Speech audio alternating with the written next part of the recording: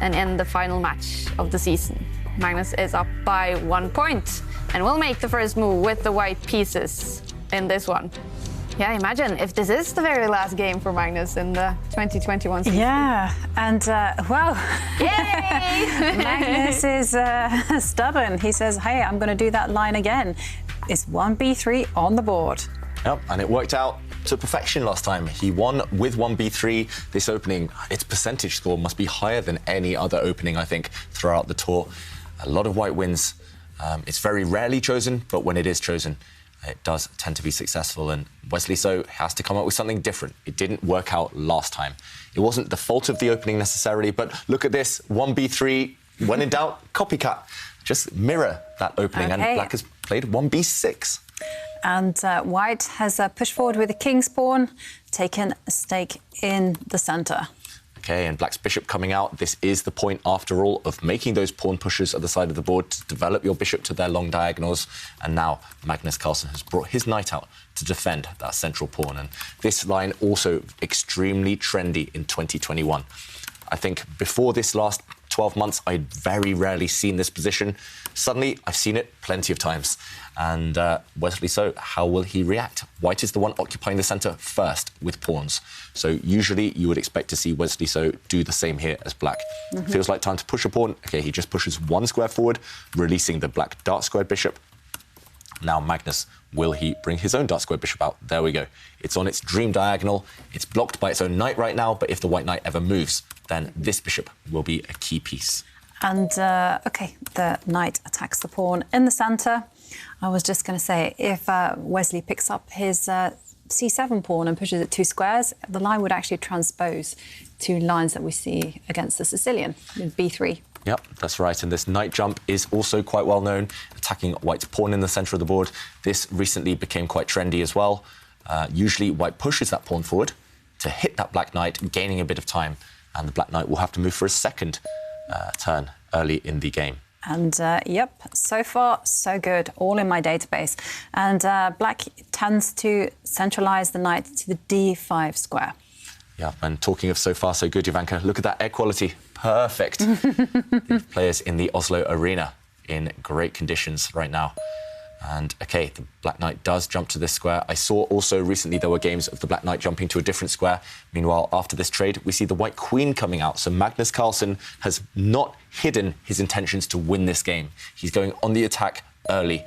And that white queen pinning down some of the black pieces. She's getting ready just in case the black king does a castle on the right side to launch an attack. Also, note how the white king, he's completely cleared its path towards the left side. So Magnus, he's getting ready to castle that white king away. Black is still a few moves from doing the same. Now, this wasn't the most popular of variations, but Wesley actually, by picking up the pawn and attacking the queen, he's actually taken the game into really uncharted waters. And now that Magnus has just moved the queen 1 step to this particular square, the f4 square, now that's it. Brand new. And now Wesley is really going for it because he is really chasing that queen. Step it back. And Magnus says, OK, I have to. Yep. Magnus seeming, over to the course of today, seeming to love developing his queen early. It's not something we recommend to players when they learn the game because you lose a lot of time. This white queen has now moved 3 times and it's only moved 9. Black, in the meantime, has gained some tempi, gained some moves, attacking the white queen, but it's not sure whether these moves are actually beneficial. Magnus there, smiling. He is going to be hoping that these black pawn pushes on the right side will later become weaknesses. And, OK, Wesley, not being afraid to push pawns, he's pushed on both sides of the board. He's using Magnus's favourite strategy against him, pushing the A and H pawns forward, trying to release the black rooks up the board. And there we go. Magnus pushes a pawn also on this side. So now if black pushes a pawn on that left side, the pawn that did just move, Alice the A pawn, then white will block things up. This is why Magnus has played this last pawn push. And it's back to Wesley. How does he justify all of these strange pawn moves at the side of the board? He's not fighting for the centre right now. He's just playing on the flanks, and that is a very double-edged strategy. Yes. I mean, it's very rare where you see so many pawn moves. So few piece moves. So few piece moves from almost both players. But the big question is that, you know, with great space comes great responsibility, and Magnus now has some targets. He can start to provoke those pawns and just force them to overextend. Will there then be no peace in this game? No peace treaty, definitely. All-out warfare. Yeah. And that's, I mean, it definitely has the feel of a last day, this match. It's both players throwing everything at each other. I think the big question for Wesley, so the reason I don't think this is a great practical try in a rapid game is because the Black King is going to be stuck, entrenched in the middle of the board. If the Black King castles to the right side, there's no pawn protection anymore. The Black pawns will just, they would rather retreat. And the Black King as well. It takes an age to castle over on that left side. You need the Black Knight to get out of the way and the Black Queen. Meanwhile, Wesley so continuing to go against the conventional rules, against conventional wisdom, moving a piece that's already moved twice in the game. That's the third time that bishop has moved, and it's back where it was just a few turns ago. Yeah. So completely neglecting his own development here of other pieces. The Black Knight needs to come out. The Black dark squared bishop needs to come out. Both sides just ignoring everything they're taught when they're young. I guess you've got to be good, you've got to be a world-class player like these two in order to know when to break the rules, but so far, very, very unusual play. Yeah, and because of the unconventional pawn structure, you know, I've never seen a position where those pawns have advanced to the fifth row like that. I mean, it just means that both players will actually be burning a lot of time trying to figure out what's the ideal piece placement and also how to challenge the other. And I expect Magnus now to take a pause and just figure this out before he comes up with a series of moves.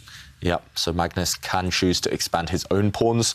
White's pawns in the centre might step forward at some point. White can also throw pawns on the right side, as Jovanka kind of hints at there, just to challenge Black's expansion. And yeah, I think you're right. I'm just racking my brains right now. I must have looked at tens or hundreds of thousands of chess games in my life, but never this pawn formation, never this pawn structure. It is that unique.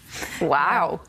And well, for our quiz of the day, we are celebrating the end of the 2021 season, and in partnership with our friends at MasterCard, we are turning the tables. We are asking you to ask us the questions, share memories, priceless moments.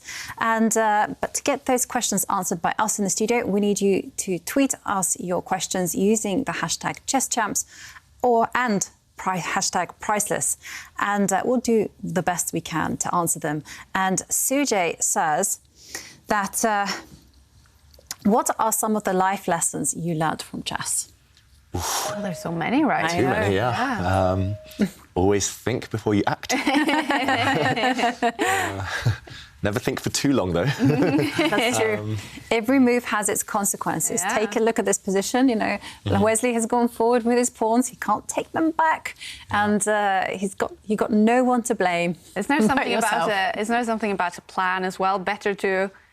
A bad plan is better than no plan, right? Yeah. I like that one. A bit like life, right? Yeah. Got to have something in mind. And the player's playing very quickly, and the White Knight has again manoeuvred itself to the left side. And of course, also the life lesson with the pawns. They can always go ahead and become the most important pieces on the board and become the queens. Even a pawn can dethrone a king. Yeah. They can do anything. They can do. If you dream big. Anything. And the bishop comes out to attack the queen, so Magnus must move the queen. And Jonathan Hills asks us as well, which game/sport would Kaja secretly beat David and Jovanka? I think this might be anything. Apart from chess, pretty much. I can't come up with anything, actually. Well, we have a suggestion, Tiddlywinks. What is that? Oh, it's where you flick these little counters and they're little tiny... Google it, Kaja. You'd probably beat us. Okay, I have to practice that. No, I think maybe skiing, being a Norwegian, is where I have the best bet. And you're pretty good at golf, right? So. Well, okay, yeah, golf. Yeah, I golf, could maybe and also you're a keen runner, so... Yeah, that's maybe taking it a little bit too far. Skiing is one that you will beat us forever, I think, especially me. Yeah, because I'm Norwegian, of course, yeah. And the queen has relocated itself to the C3 square. And final question, Pity Devil asks us, what are the odds Magnus Nepo on the upcoming World Championship match? And then they ask, will you guys host the next 2022 tour? And which leg of the tour is your favourite? We will definitely host the 2022 Meltwater Champions Chess Tour. And the favorite, what was the second question? What are the odds on the Magnus Nepo? Oh, that one goes to David. I think it's going to be closer than most people think, but I would say maybe 60% in Magnus's favour, maybe 65 if I'm being really generous. I think Nepo might surprise some people, though, so it's not as one-sided as you might think. Yeah. And I'm going to answer the last question, which leg of the tour is my favourite? I mean, it had to be the FTX Crypto Cup. That was absolutely thrilling. So dramatic. Top 10 players in the world all playing in the prelims. Magnus almost not qualifying for the knockout stages, and then the drama that involved in when he finally got there and won it. Yeah, that massive celebration. He nearly ripped off his shirt just because he was so happy to beat Wesley. Yeah. Great tournament. And if you want to tweet us your questions, your memories, your priceless moments, then remember to tweet us using the hashtag ChessChamps and hashtag priceless.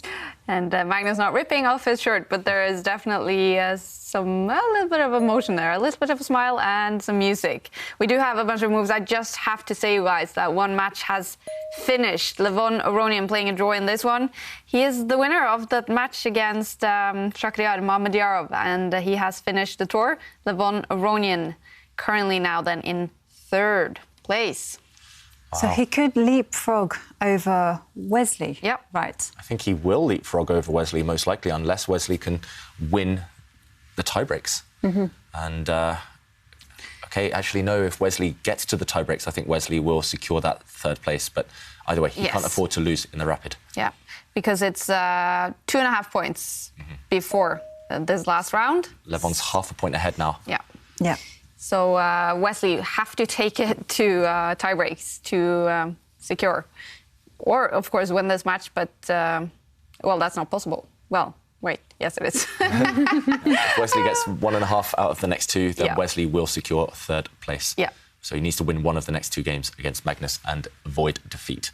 Meanwhile, this game continues being crazy. We have seen a trade of pawns in the centre, and now Magnus pushing a pawn. This looks very innocent on the right side of the board, but he's trying to break open a line for his rook on that right side. I just want to say as well, the players continue to break conventional wisdom. White's knight moved 3 times. White's queen has now moved 4 times. White has made so many pawn pushes, and we're only on move 17. Meanwhile, black has done the same. With black's light squared bishop, he's moved 3 times. With his dark squared bishop, he's moved twice. Remember, kids, remember everyone at home, castle your king. Don't move the same piece too many times in the opening. It could well backfire. These players can get away with it because they are geniuses, but for mere mortals, including myself, I would be terrified of going for this type of strategy. But they're definitely trying to keep us entertained, and they're definitely trying to throw each other off. They're both so strong that you need to be a bit creative in order to beat these world-class opponents. And Jovanka, whose position do you like here? White. White. 1,000%. That much. I just like White holds the key to opening up the lines, especially on the right side. Those rooks could get traded off any moment. I feel that White has the safer place to park their king. And also, I really love that knight sitting in what I call an outpost there on the b5 square. I mean, look at it. I mean, it has control over so many squares, and it's particularly eyeing up that pawn in the middle of the board. Yeah, tying down the black queen. It can never, ever get kicked away, that knight. Yeah, looking very, very good for Magnus Carlsen right now. I must admit as well, I'm slightly surprised the evaluation bar isn't even further on White's side. It looks like that type of position. It's either very, very good or it's nothing at all. And here it does look very good for White. And as Jovanka mentioned, I think the key as well is that White's king is just 1 move away from scooting over to safety on that left side of the board. It will castle at some point, and then nothing left for Wesley So to target. He'll be purely on the defensive. He'll become quite one-sided. So, meanwhile, Wesley So, where does he put his king? He definitely can't try and run off to the left anymore because White's knight is on that side of the board. Also, the white queen looks, it has some influence there. And it can't go over to the right side of the board anymore, that black king, because then White will open it up, as Magnus has hinted at with this last pawn push. So black's king is destined to be stranded in the middle. Looking into the camera there. Hi. Checking us out, and he smiles. A nice smile there from the world champion. If he wins this game, he will be the winner of this match. And of course, Mamedyarov and Aronian, they have finished the season. So we have to give a big thank you, Mamadou. He's been playing some super entertaining chess all the whole tour, but especially also in the finals. Levon Aronian is probably about to finish in 3rd place after playing all of the events, right? Yep. And giving us so much entertainment. So a big, big thank you to both of those 2 players. Yeah, Aronian's had a lot of drama actually throughout this tournament. Definitely. He played, I remember this game that he played where there had been a power cut. And it was a race against the clock. The battery level of his computer kept getting lower and lower and lower. And he was dependent on his phone and the Wi-Fi connection there. And it was getting lower and lower, like you say. And then he also played when he was just about to move to America as well. True. He'd literally booked a flight on the day that the Champions Chess Tour finished. Yeah. Yeah, lots of ups and downs for him, but a great performance overall. And yeah, so many exciting games. Meanwhile, in this one, we've seen a trade of pawns, a trade of rooks, and Magnus there. After giving us that blue steel impression a few moments ago, he's brought the white queen over. And now, in conjunction with her knight, they are both eyeing up a black pawn. And it's that black pawn on the d6 square. It's incredibly hard to defend. White's knight, if it captures it, will deliver a nasty check. And it would be a fork. This could be deadly for Wesley, so I don't think we'll see him survive this one. White's queen is going to deliver the final blow. I mean, how to defend that pawn? I mean, you have to kind of go, I'm going to defend that with my king. Yeah. It's the only way.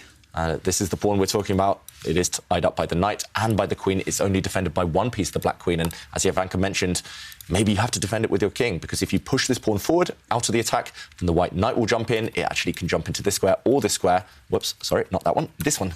And either way, it would deliver a check.